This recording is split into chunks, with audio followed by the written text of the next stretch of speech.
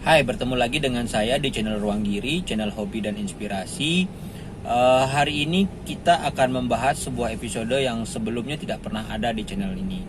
Jadi buat teman-teman yang penasaran dengan episode kali ini, saksikan terus channel Ruang Giri dan ingat subscribe untuk kemajuan channel ini. Oke, bye-bye.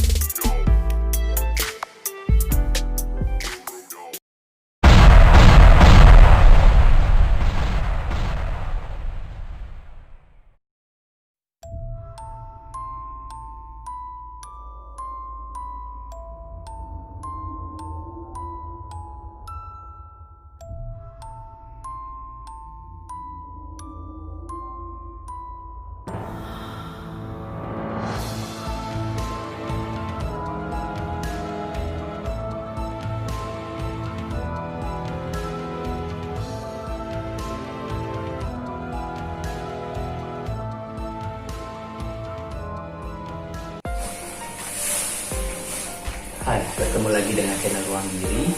Seperti saya sampaikan tadi, channel ini akan membahas sesuatu yang berbeda dari yang sebelumnya. Kalau sebelumnya teman-teman menyaksikan channel ini membahas tentang bonsai, ada satu yang baru saat ini, yaitu apa?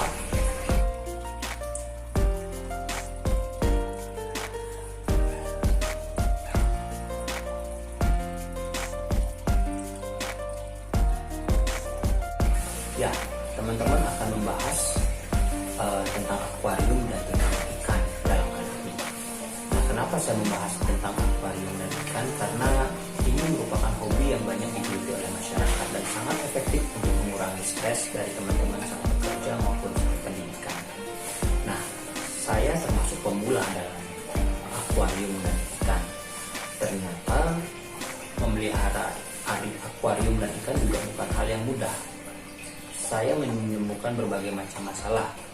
Nah, dalam hal ini kita akan membahas salah satu masalah yang sering ditemui oleh pemula dalam memelihara ikan maupun akuarium. Apa itu? Saksikan terus channel Ruang.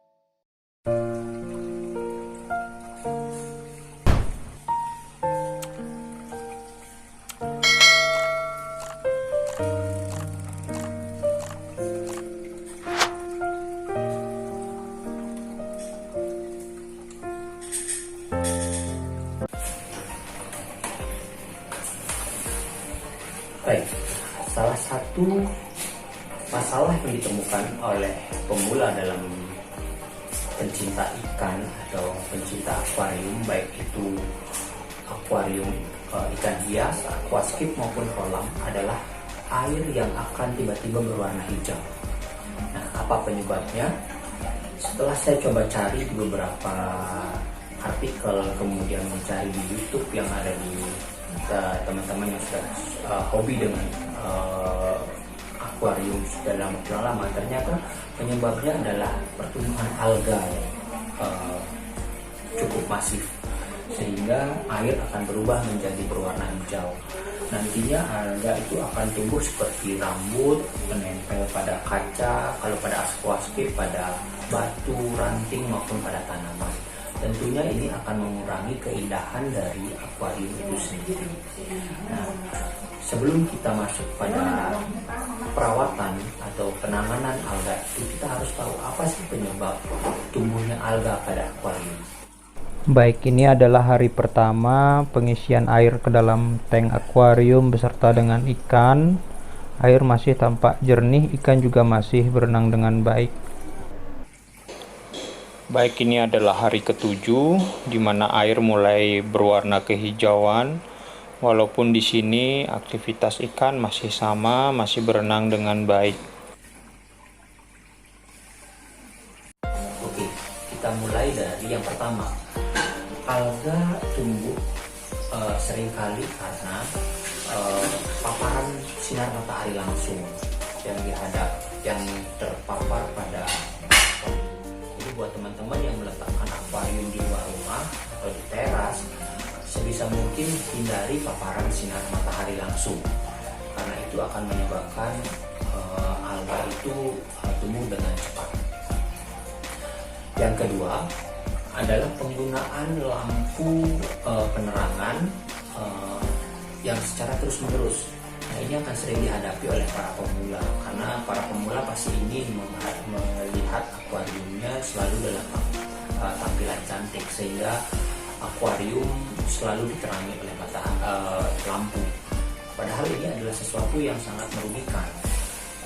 Selain boros terhadap listrik, juga akan memungkinkan tumbuhnya alga.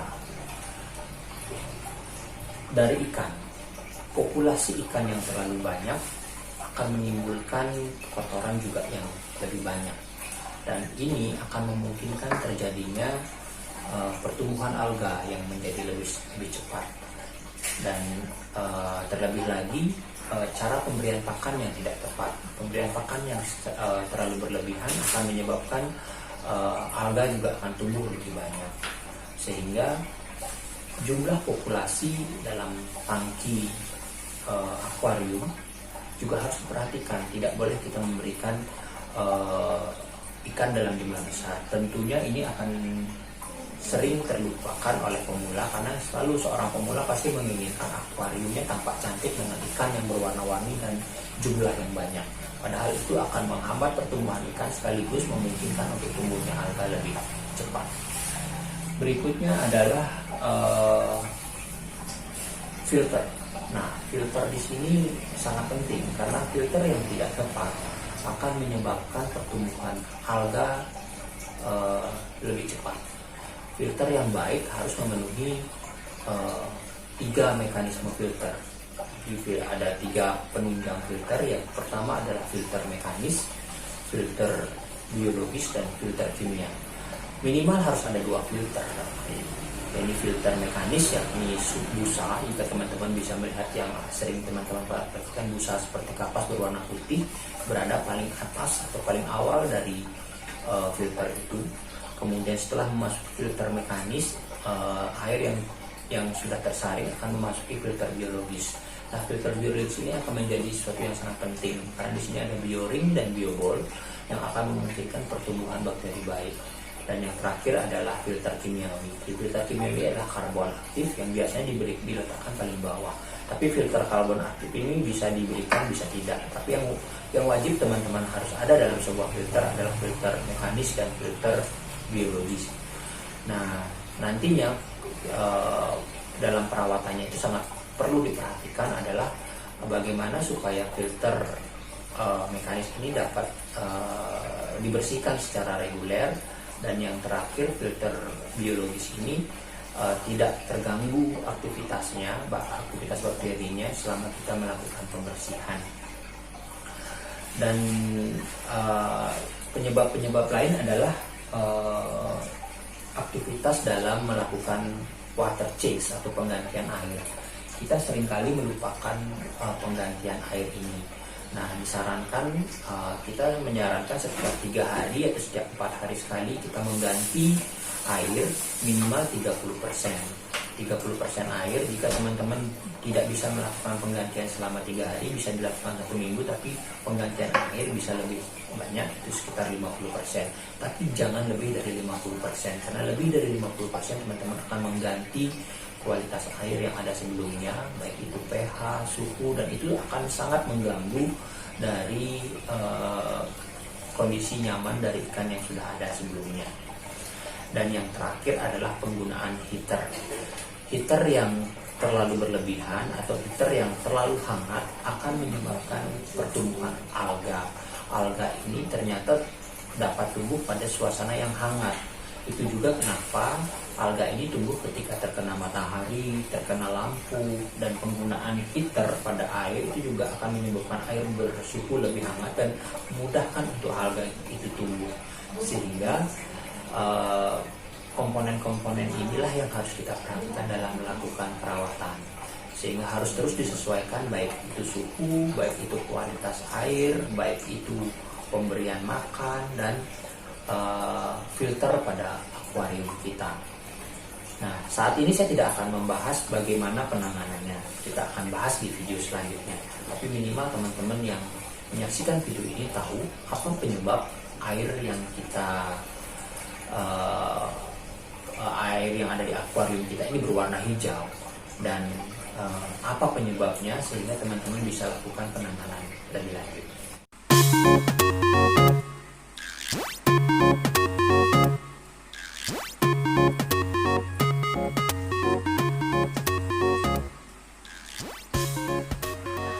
Oke, itu tadi sekedar video singkat saya, video pembuka saya tentang konten berkaitan dengan ikan dan akuarium. Selanjutnya kita akan membahas banyak hal, baik itu bonsai dan nantinya tentang ikan. Jadi akan banyak hal di channel Ruang Giri. Saksikan terus channel ini dan like dan subscribe. Begitu juga saya harapkan komennya untuk kemajuan channel ini. Baik, terima kasih atas perhatian buat teman-teman semua yang sudah menyaksikan channel ini. Tetap jaga protokol kesehatan, tetap menggunakan masker, tetap jaga jarak, tetap mencuci tangan sebelum dan sesudah melakukan tindakan ataupun sebelum dan sesudah tindakan. Oke, saksikan terus channel Ruang Giri. Bye bye.